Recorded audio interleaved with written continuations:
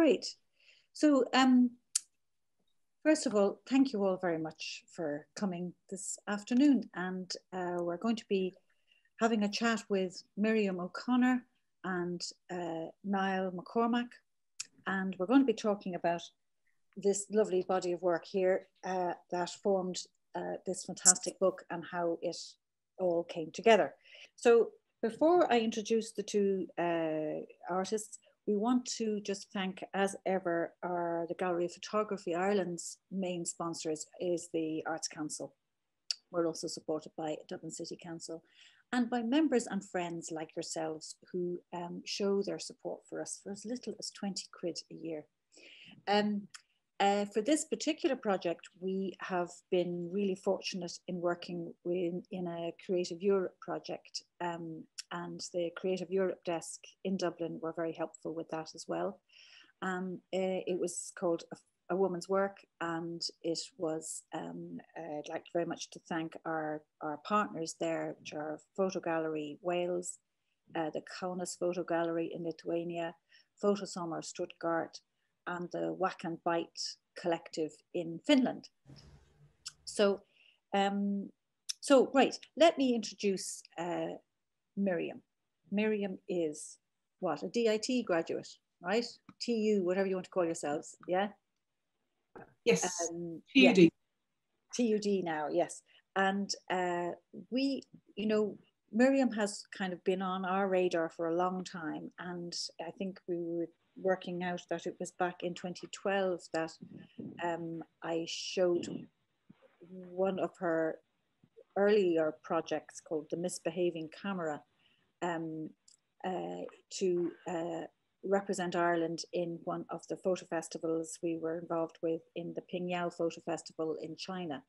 And that was a really interesting process where Miriam has this way of making photography seem real and the camera itself like a character in the play. And I think that's something that's actually coming through in this new work as well. We went on actually to work with Miriam also in Still We Work with that was created by Val O'Connor there back a couple of years back too. So it's been really super to have this opportunity to work with her again.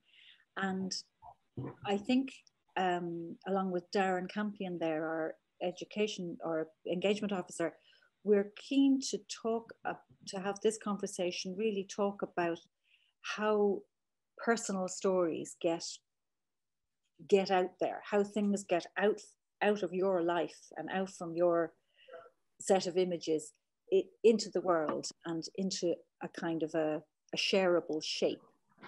I mean, you could think of very confessional type approaches like Nan Golden or very kind of quite visceral, expressionistic kind of work like Joe Spence's one, for example. But I think what's really kind of classic about Miriam is that she manages to find a way of making something that is a deeply personal story, kind of to get it out there in a way that does not fall into a sort of thrashing melodrama or let's say a sort of sentimentality or whatever. So there are lots of threads to this particular work. And at some point now, I know Niall McCormack, who was the designer of this book, he's going to join the conversation. He's a super book designer. And we were so lucky to be able to work with him, as well as doing books like Miriam's here. He has also co-published under the High Tone Books imprint titles like Where Were You, which was Gary O'Neill's work, or most recently actually Holy Pictures by Tony Murray. So welcome, Niall. Thank you so much for coming along. I think now we'll hand over to Miriam. There you go. Hello, how are you doing? I hope you can see me and hear me. So nice to be here, and I really appreciate you all coming along today to celebrate the publication of this book with Gallery of Photography and A Woman's Work and the Creative Project Europe. It's just a real honor to be part of A Woman's Work project. in terms of how I'm going to structure the next half an hour or so, or 20 minutes, I'm just going to talk a little bit about the project. I'm just going to share my screen, if that's okay. And somebody no doubt will tell me if they can't hear me, or indeed they can't see me. So I think that should be shared there now. And yeah, so anyways, I'm just going to kind of ignore you for a minute and just talk a little bit about the project and how it came to be, and I suppose the origins of the work, and how this book that we now have in print came about. So the project began in 2013, 2014, following the death of my brother Jerome. He died in 2013, and up to that point, he had taken care of the family farm. And after that time, myself and my sister took over the family farm, and I returned home to take care of it with my sister. And previous to that, I'd lived in Dublin. So I suppose I began the work by not having any direct kind of intention to make a book, for instance. Really, I began the project by taking photographs of everyday life. And this went on for quite a while. And in many senses, in my practice, largely, I tend to use my camera a lot. I tend to have my camera with me a lot. And I always sort of see photography as this kind of source of curiosity. And in many ways, it sort of never fails to surprise me. So like bringing my camera into a rural environment, you know, it wasn't a surprise, but at the same time, I felt that I needed it in many ways to kind of navigate or get through that very sort of difficult and traumatic period in our lives, in my life. So I'm just going to kind of begin by sort of showing you some photographs. Actually, the ones at the very beginning, these are images that didn't make it into the project, but at the same time, or the book, let's say, but at the same time, like are pivotal and important and necessary. And now I'm going to show you just a few images that did form part of the final edit. And that's the thing about work, you know, there's always stuff that becomes obscured and stuff that becomes present. But nonetheless, all of it's important in terms of process and getting you to a place where you need to be with the work, you know, to be in a place of resolution, I suppose. So I'm not going to spend too long talking about individual images, really more to talk about kind of the process and how things developed. So I'm going to sort of sit here for a minute. And this is like quite a common experience in my life, like ending up with like loads of photographs and like wondering what they're doing, what they're communicating, what they're saying. Yeah, I suppose, you know, after a number of years kind of working on this project, you know, I became kind of quite frustrated with photography and like quite disillusioned with the work and like not really like knowing really what I was trying to communicate, and felt that the images didn't really communicate very much at all. And in ways too, I felt like this is sort of romanticizing this really traumatic period. You know, it was, you know, me and my family were like very, obviously still very, you know, his death was still very raw in our lives. And, you know, I was like, well, photography isn't that useful. It's rather useless. So I suppose in many ways, but nonetheless, I you know, now that I have a 2020 vision in 2021, I can see that these images that I took in those earlier years, they were really useful in terms of kind of navigating my way through things. And I kind of posit them as sort of kind of really that particular time that photography was used in kind of survival mode. So I'm just going to talk a little bit about like how things moved on, I suppose. My brother kept diaries for like over 10 years of like farming activities, not like dear diary stuff, but like stuff that, you know, happens on the farm. You know, and, you know, certain things obviously would be noted in that. And many times, in fact, he would end up with two diaries. Like I might buy one for him and my sister might buy one, or he might buy one himself. So when I was kind of looking through that material, I noticed that he had oftentimes like two diaries with nothing in them. And I thought, well, this might be an interesting way in which to kind of engage with the images. So I started to kind of pull them apart, these diaries which were blank, and started to print some of the material that I had produced onto it. So that was kind of the beginning of, in many ways, this kind of maquette scenario. And I have it here, you know, still have it here, and it still exists in the world, I suppose.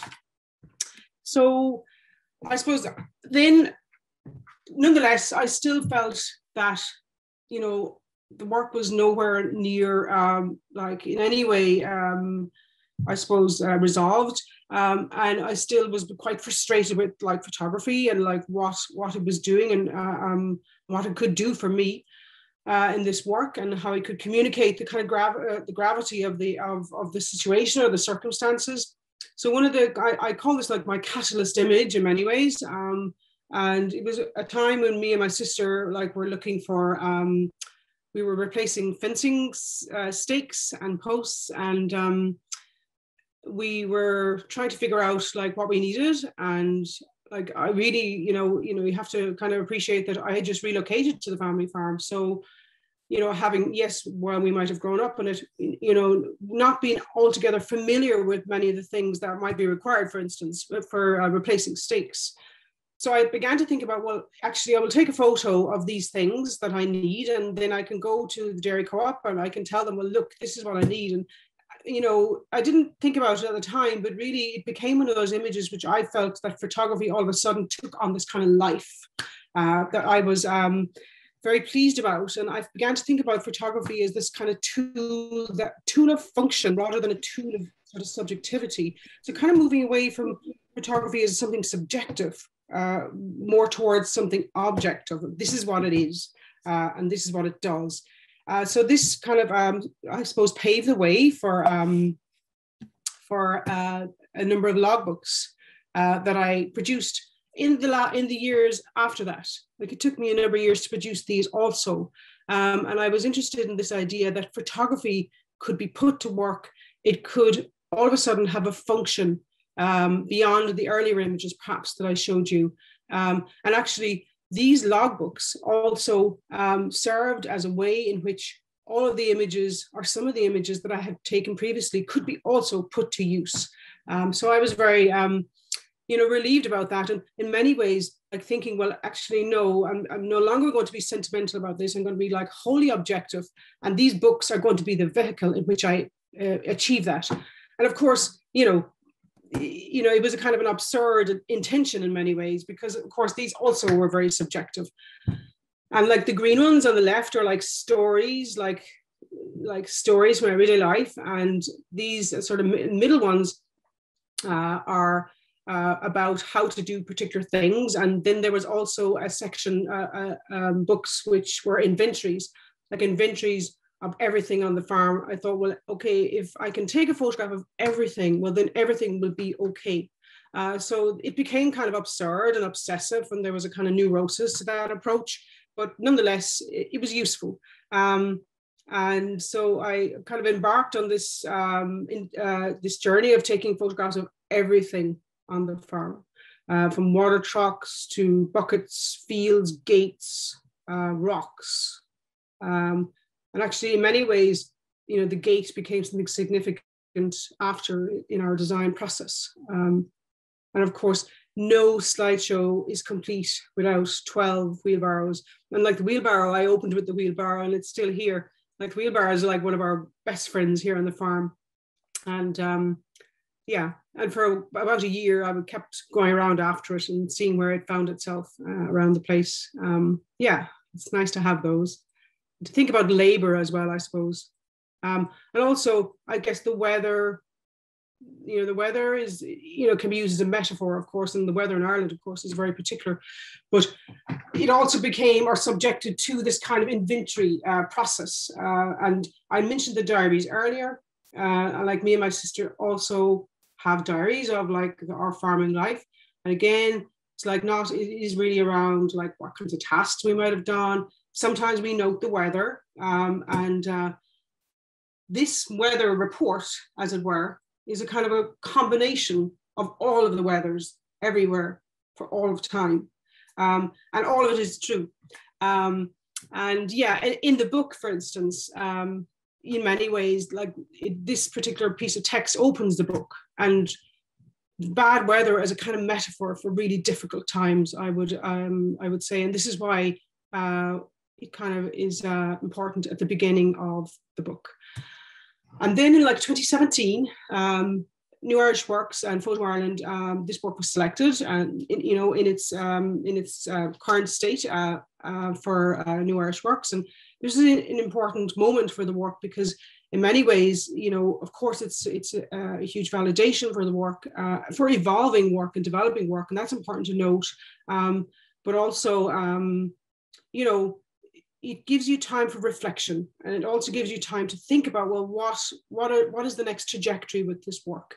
And at that point, of course, I still felt, a little bit uncomfortable with the work, and that there was work to be done, and still things to be teased out. And I suppose text became more and more important after this time for a while. And I'm talking earlier about the diaries and this kind of text-based approaches. And all of these things happened. There were ants in the kitchen. Animal 272 did have a sore foot, and there was a super moon.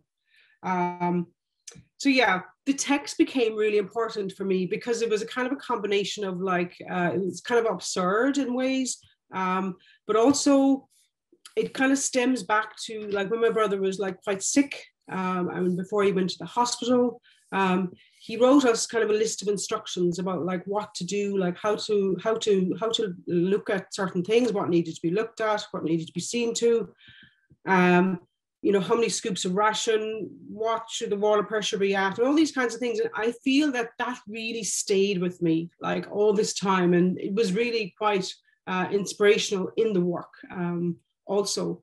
So the text and, these kinds of figures, this figure that you see here, this total of 1,125 is kind of an elusive figure. It's kind of a utopic figure in many ways. So that's not true, but the rest is. So after that, I changed course once again. I didn't change course, but I was just finding my way, I guess, with this work. And I decided that the best way to solve all my problems was to forget about anything visual and just to create an A to Z of all the kind of language of everyday farming life. And I created this glossary, which I have here, in this little book. And I spent quite a while working on this. This is 2018 now. And in many ways, this text-based work, I often describe it as, this little book contained all of the things that are unphotographable, like feelings, emotions, frustrations, all of these kinds of things that colored my everyday experiences and our everyday experiences, collectively. So in many ways, these kinds of strands of the work were evolving as I went along. And of course, what do you read? I read lots of things, and I didn't read probably lots of things also. But some things kind of stuck with me, like Erica Van Horn's work, Living Locally. That was super, inspirational and useful. And, me and my sister, we used to say we were all of the characters out of Dancing at Lunacy. We would change characters. And I often felt like I was Father Jack, But one of the things that was super important for me was the farming paper on a Thursday. It's Thursday today. How apt that we should have a talk. And I love the farming paper because it kind of presented this kind of escapist approach for me, where I could look at other people's fields and imagine myself walking around them and imagine the lives they led. And indeed, I love Conor Pope's headlines, Kerry Farm with great grass, or this idea that you could have a farm that offered you varied possibilities. And actually, I began to think about my work in that kind of way. How might we approach the subject matter in different ways or in different from different perspectives? And I really liked that approach, and I felt that this is what was happening with my work. And I still have these pieces of paper, and they're really, really important for me. And I'll talk a little bit about the crossword later. Also, that forms part of the Thursday paper. It's something that I do quite regularly. I do it because it's quite simple, actually, but also I love this idea that things are actually don't have answers. And how might we think about photography in that kind of way? And then another kind of key moment, it's 2018 now, and I had a portfolio review with Source Photographic Magazine, and the work was published in 2018, in the summer of 2018, and at the same time I was having a show, or was part of a show at Lewis Glucksman in Cork. So this was a good kind of, again, like moments for reflection and moments for, that this work is becoming, it's been validated by others. And, that is useful too in terms of getting feedback and finding ways and finding responses from others to what it is you're doing, because those kinds of conversations matter. So look at me, here I am, it's now 2019. Actually, 2019, I began to think, well, actually, a lot of the time, in fact, throughout this process, I became really frustrated with the work. And it came to a stage where I felt like I really feel absent from this work. I feel unaccounted for. I'm pointing the camera at everything in the farm and everyone, and I feel myself absent from this work.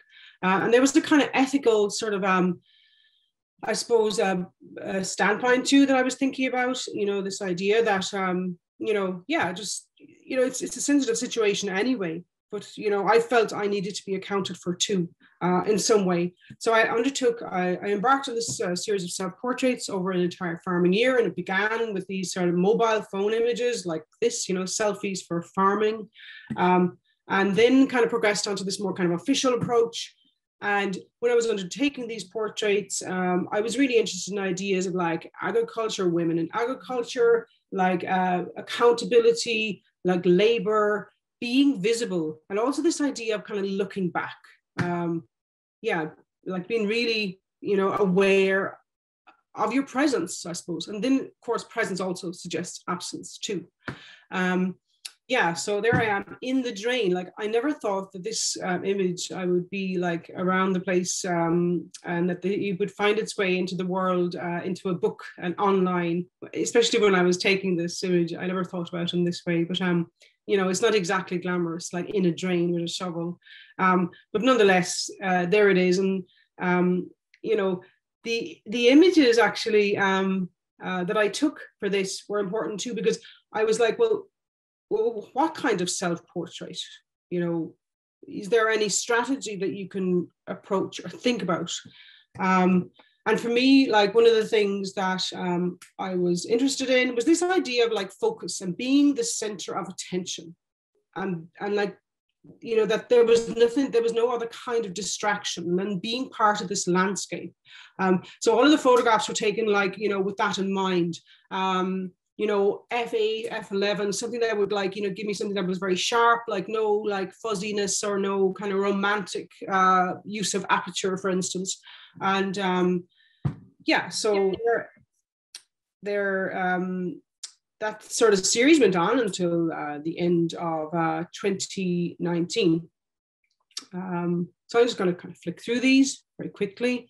And this often happened, like this intervention, like the animals, very curious about my presence and the kind of, interested in the gear. And when I was undertaking this particular work, I was also very conscious that somehow I should kind of take account of it and note it. And every day I would print the photographs and note where I'd taken them and make some like ridiculous notes about like what it meant to take all these self-portraits over an entire farming year. And thereafter, of course, you can see too that I have indeed made an inventory of myself. And just in finishing up, because I know we're kind of like getting a bit close on time. So I talked about the crossword earlier. It's crossword day for anyone who's interested. It's Farm Examiner crossword day. And actually these crosswords, you can see they're like my childhood writing from school. Like when we were going to school, we used to have to do these crosswords on a Thursday. And my father was like quite good at helping us out, you know. But imagine I found the crosswords like years and years later. I don't know where I found them, but I did anyway, and I've kept them. And it's amazing how they really kind of sort of sat with me and really became quite important in how I resolve this work, because I would liken the work to kinds of, or even the photographic approaches and the text-based approaches as sort of, you know, questions perhaps in some cases without answers. And I think, and that's okay. And for my show at Serious Arts Centre, and all of the text that I had engaged with or looked at or seen, I kind of made my own kind of crosswords that related to my own everyday life, and the kinds of things like, you know, if you ever need a metaphor for how you're going to deal with life, this is it, you know, where on earth is the key to the tractor? You know, I say this regularly about various things that happen in my life. So yeah, there are a number of questions that I have produced that form part of this work and indeed are also present in the book. And finally, I just want to talk in brief about this really like very important tree that is very close to our house at home on the farm, and that became in many senses throughout this whole time, like really from 2016, 2017 onwards, I found myself kind of drawn to this tree and kind of going back to it, and taking the same photo of this tree. I really can't really tell you exactly why I did it, but I do know that it provided a kind of source of comfort for me. And also it provided me with a kind of like stability, in fact. So when things were tough, or I didn't know what was happening, or there was emotional things, you know, coloring my days, like this tree became a kind of reference point for survival too. And indeed, when I was preparing this piece of work for the show that I had at Serious Arts Centre, which opened in 2020, BC, yeah, I began to think, well, which of these images will I choose? And in the end, I thought the only real way to represent this really pivotal part of the work was to show everything. And I feel that, yeah, like this was like, you know, there was a moment actually when I was editing for this work, and I don't know if Mandy O'Neill is on this Zoom, but I remember having a conversation with Mandy saying, I'm just thinking of showing this and nothing else. This is how important this piece of work was to me. So obviously, we now are in 2020, and the project is part of a woman's work, and a woman's work, the Creative Europe Corporation project, you know, aiming to, I guess, you know, draw attention to the kinds of labor that women undertake. And I was really, and how this landscape is actually changing across Europe. And this work really adds to that conversation. And I was really happy that Tomorrow is Sunday could form part of this work, because it felt that it was a really good place for it, because it brings it to all kinds of different audiences also. So at this point, of course, I was tasked with the job of, you know, trying to find a way in which all of this work, which I've engaged, you know, showed you, how might this behave in book format? And this was one of the outcomes of that funding, that we would produce this book. And so this is where it all began in 2020, and just trying to figure out, you know, how this kind of story and how the strands of the work that were, you know, that for me had equal weighting, actually, like the text and the images and the other kinds of works, like the glossary and so on, that all of them had kind of equal weighting in the work and were important. And how then might that be thought about in terms of a book? So I was going to quickly just briefly talk about this. Maybe Niall, you want to just sort of, you know, zoom in there? Okay, Niall, jump in there and I'll try and... I'm going to leave that. Actually, I might... Yeah. That. Yeah, so hi everyone. Thanks, Miriam. That was super. When I came on board, Miriam, because she'd been at this for quite some time and had been through quite a lot of versions already. So she'd built up all these kind of ways of engaging with the work, and some of it already was in book form, and there was already a maquette, and there was a typeface. There was a lot of things had been decided upon, and I thought nearly all of it was right, so there was I was trying to kind of get my head around how do I take what Miriam has kind of worked up and just kind of bring that all kind of boil it down into something that is true to the work as Miriam has envisaged it. So a lot of the interior of it was fairly well mapped out by the time I came on board. So I think we just started really talking about possibilities for a cover. So obviously, I think we didn't really want to look at a single photograph. Often the case with photo books, if you take one photo from a very big project and try to make that the iconic image, it kind of destabilizes everything else, because that becomes, it becomes over important in relation to all the others. So I think we decided early on to go with a graphic cover or a text or in some way. And I really liked the little logbooks that Miriam had made over the course of this, but she'd shown them down in Cove in this beautiful little kind of metal locker drawer, which had them all arranged. And you could kind of see the sort of attention to detail, the kind of obsessiveness, but the absurdity mixed together. So it had that beautiful there was lots of humor kind of intertwined into kind of the choice of image and text, and very heartfelt as well. So it's not kind of ironic sort of standoffish humor. It's very hard to, Miriam's particular kind of sensibility is very kind of unique, and she's able to get it into her work, which is kind of what gives the work its power. And so I kind of wanted to make sure that we had something that was, kind of had kept that warmth and but also kept a sort of a sense of practicality, which I think is a word Miriam used earlier. I always kind of talked of it as utilitarian, but I think that's a bit unfair. Practicality is, I think, at the heart of what Miriam was trying to get the camera to be, a practical tool, something that could be a way of kind of engaging with the world that had a use, rather than this sort of kind of a capturing a romanticized notion of the world and presenting that.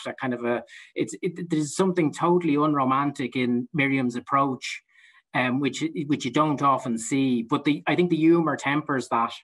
So the real thing was kind of how will we kind of, the cover is obviously an important thing. So it was either going to be purely text or have some sort of an icon, a graphic motif that could stand in for the kind of how the project, kind of all the different strands of it.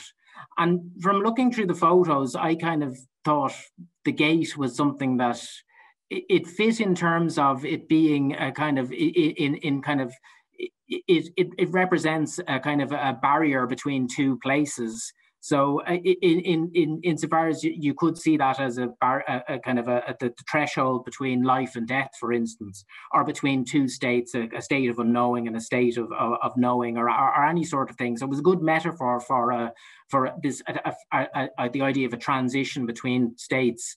But also a gate is something that kind of can control how things flow or access or where we keep things. It was kind of controls storage. So in a way, it acts a bit like the camera insofar as how we locate memories, how we keep memories in one place, or how we store them, or how we retrieve memories. So I thought the gate was a perfect kind of a little motif. And then I was thinking, well, what sort of a gate are we going to use? And, obviously initially I thought, oh, well, one of these old wrought iron gates, beautiful kind of vernacular Irish country gates that are disappearing. they're beautiful and would be really evocative.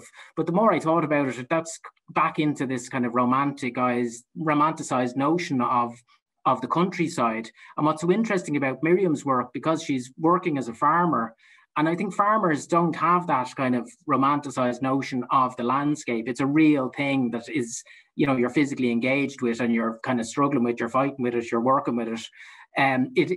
Practicality is where it's at.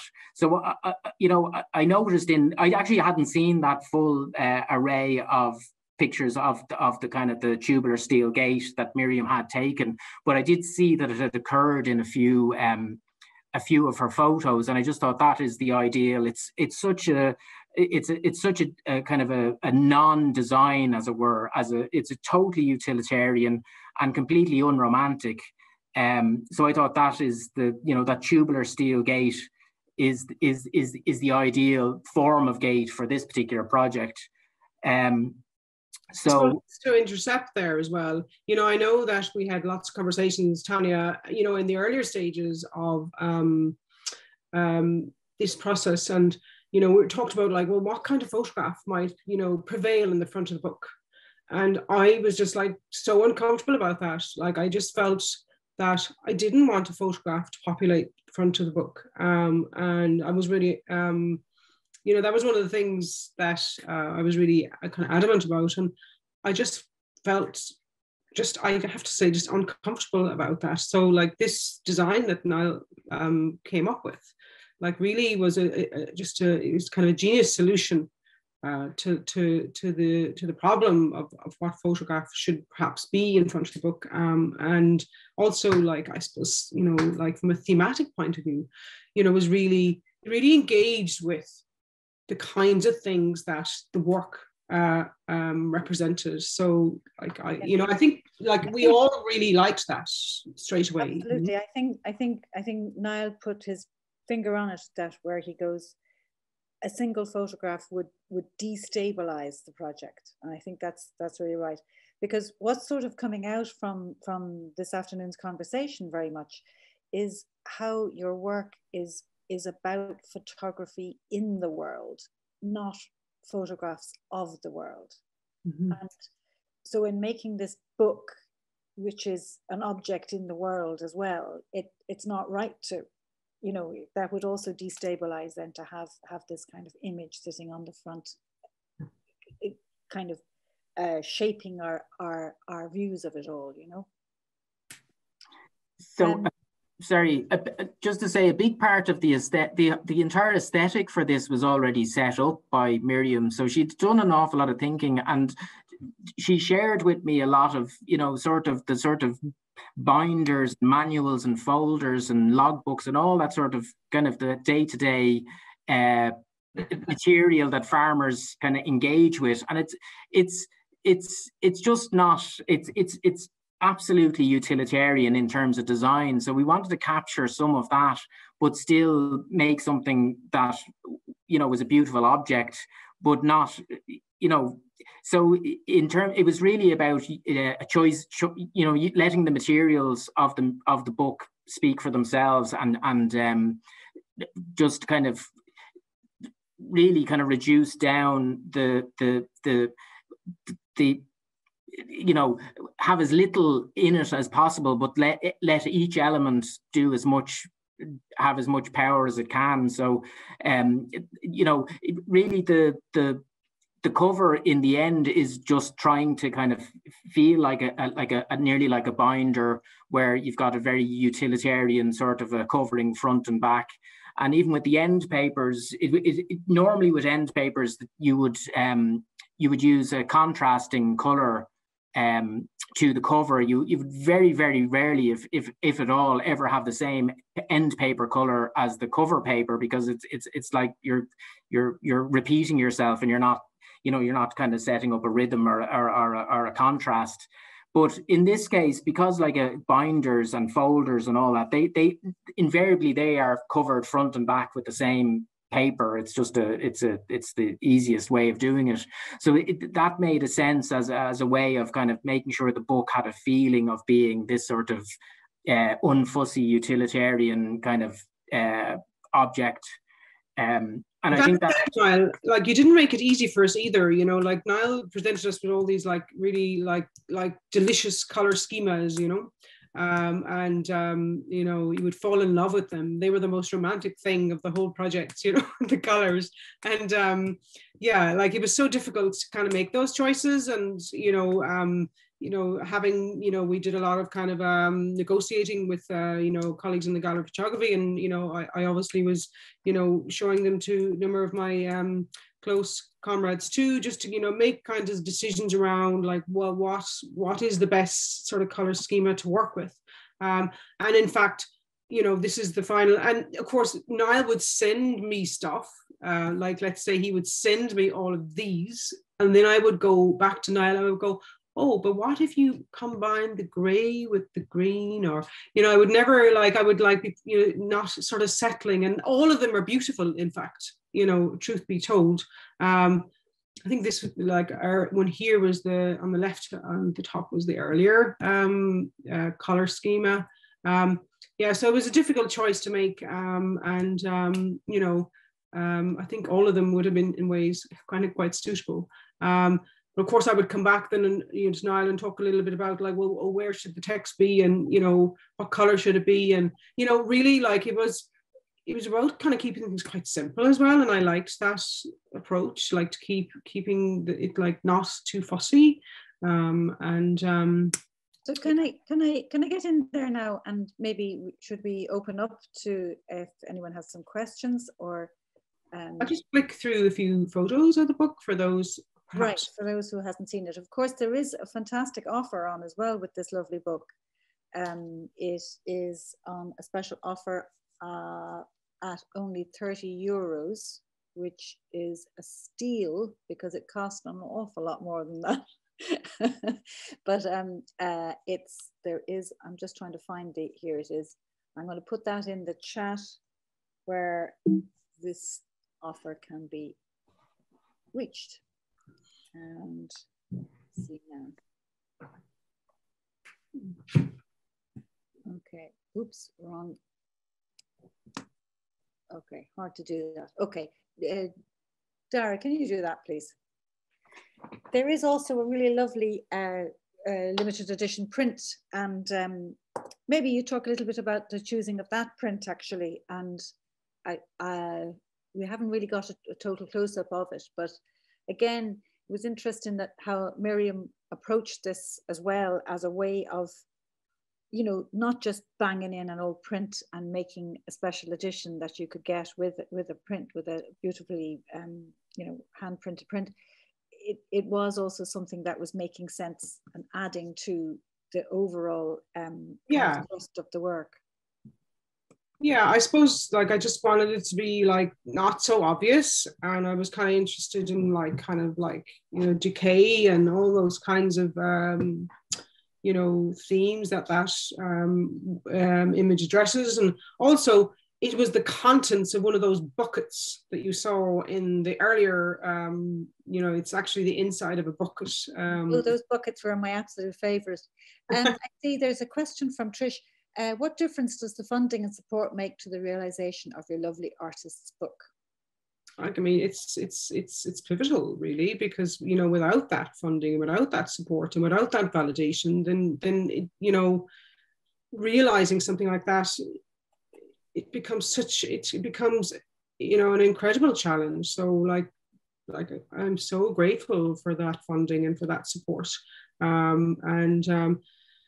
because it gives you kind of validation, but it also gives you kind of possibilities, and it gives you the kind of opportunity to work with designer and work with printers and publishers and so on, that, you know, that normally, you know, over the years, for instance, with this work, I've thought about a book, but I've always thought it's not possible, you know, because I need that fiscal support in order to produce it.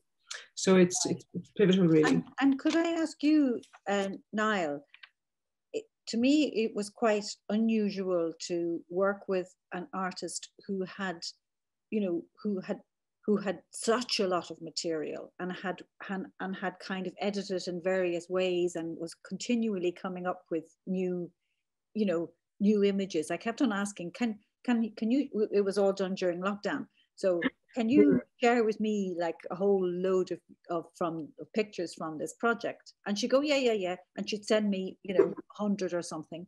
And then the next day there might be a whole other maquette with new stuff that I had never seen before. It was kind of bountiful, right? But what was unusual, I thought, was how that actually, like you were saying, some of the design ideas had already been really quite well worked through, like even down to the font, for example. I don't think that changed at all, did it? No, that's letter Gothic, and it's a typewriter typeface designed for an electric typewriter. But Miriam had selected that quite a while ago. But again, it's a completely practical typeface, and it's quite widely available. So it's both. It feels quite contemporary, even though it was designed in the 1950s. And I just thought it fitted the work perfectly. So in terms of the interior, Miriam had full knowledge of, we had 96 pages. So that was really kind of what was dictating the what came and what went. But in terms of, all I did was really, I came up with a template to just tighten up the placement of items on the page. But actually, when I implemented the template, I was really only moving things Miriam had placed, millimeters, really. It was quite odd how it was already so well thought out. And I mean, there was some pages where I just had to, kind of move the text to kind of have a kind of a uniform approach to text right throughout it. But for the most part, it was all there. So it was working with someone who's really thought about it from every angle makes it much easier. Insofar as Miriam wasn't trying to hang on to things, if she was quite happy to go, I have this idea, okay, no, that doesn't work, we'll try something. She wasn't. Sometimes people want to fit 200 photographs into a 96-page book. Well, there probably is 200 photographs in this, given all of the little pockets. But look, I suppose from my point of view, what I was really kind of conscious about, or at least it felt super important for me, that I really wanted the work to be, I needed the text to be part of that work. Like, that was just really important for me, as well as the images, because, and also, I suppose, you're talking about this like wealth of material, and you saw that image earlier of me, with all these images on the floor, thinking like, it's a great big what moment, what am I going to do here? How do you start? Where do you start?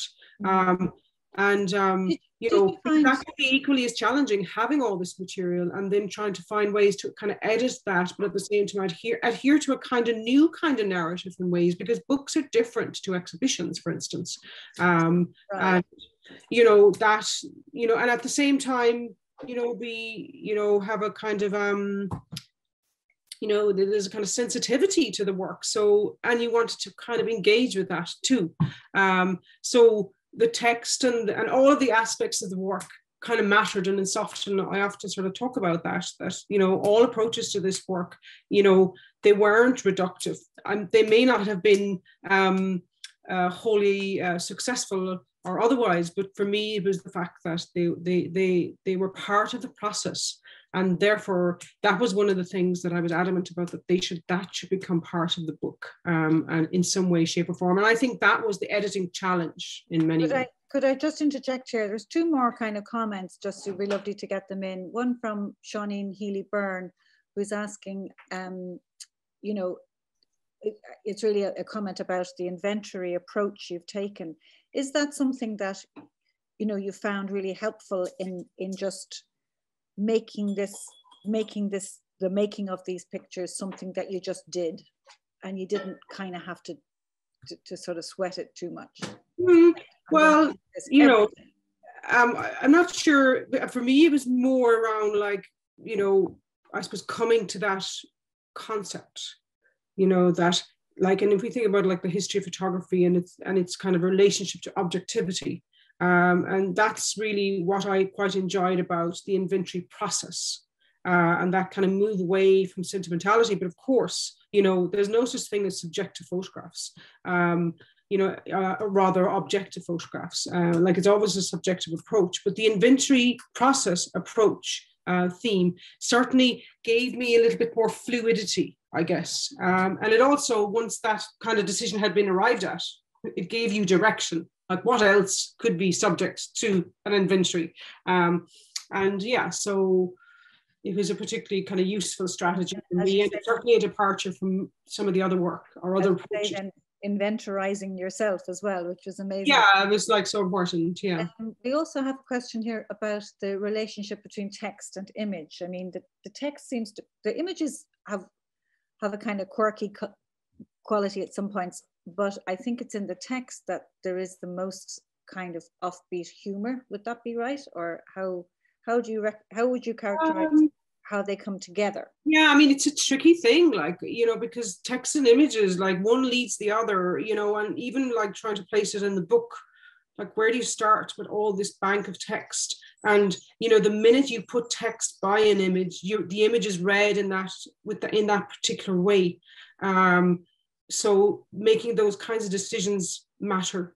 And I suppose, I don't know. I think somehow the text gave me some flexibility, you know, that I felt some of the images might have not, for instance. Yeah. And finally, I see here, maybe this is a good question to finish up on. Fiona Loughnane has asked, do you see the book as a staging post, or is it as marking the end of the project? Well, the book, I suppose by the time the book was produced, Fiona, this work, in my opinion, was resolved. Like I had, come to the end of the process. I felt at ease with the work, and that it was resolved. So in many ways, like the book was an added bonus to that process. So I suppose the next trajectory for this work is a show at the RHA Ashford Gallery, restrictions applying and so on in this summer. So that will be different too, because a book and a show are different things. So I'm really looking forward to kind of engaging with that and like finding strategies and ways to show this work in that kind of way, in a different context. So yes, I hope that answers your question, Fiona, in some way. Super. So I think we should just thank everybody very much for coming along, and very nice to hear from Tim Kovar. I've already ordered his copy. That's what I like to hear, Tim. Brilliant. I'm going to hang around forever, you know. So thanks so much, Miriam, and thank you so much, Niall McCormack. Thank you, everybody. Thank you. Bye.